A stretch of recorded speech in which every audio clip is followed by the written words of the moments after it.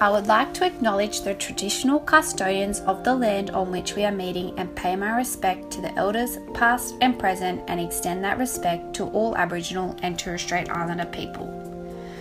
My name is Carney and this is my story.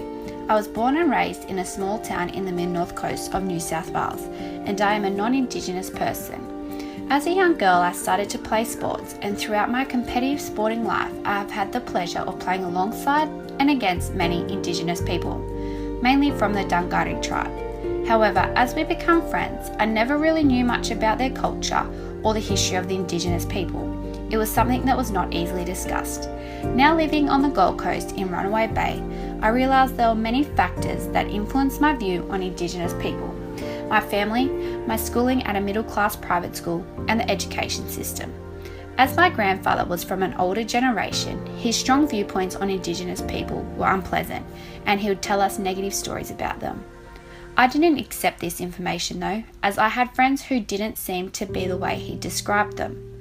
The education we received relating to the Indigenous people was minimal, and nowhere near the reality of what it was like for them when Captain Cook arrived and colonialisation occurred in Australia.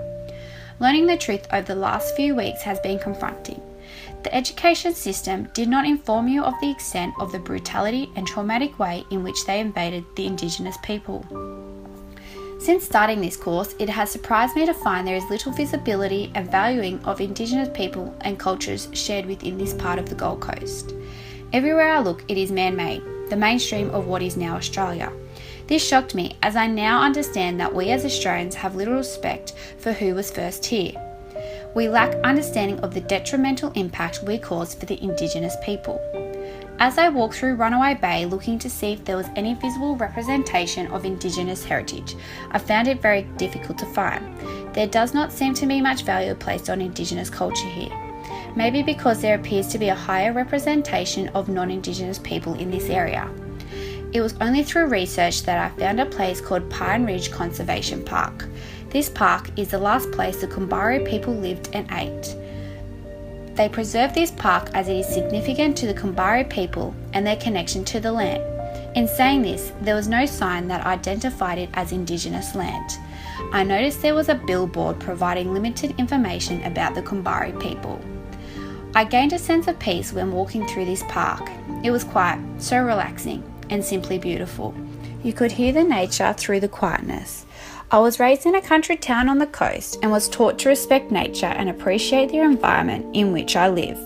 The presence of calm I felt whilst walking through this park was a huge contrast to walking back into the mainstream environment, which consisted of a busy road and concrete buildings. It was an overwhelming feeling.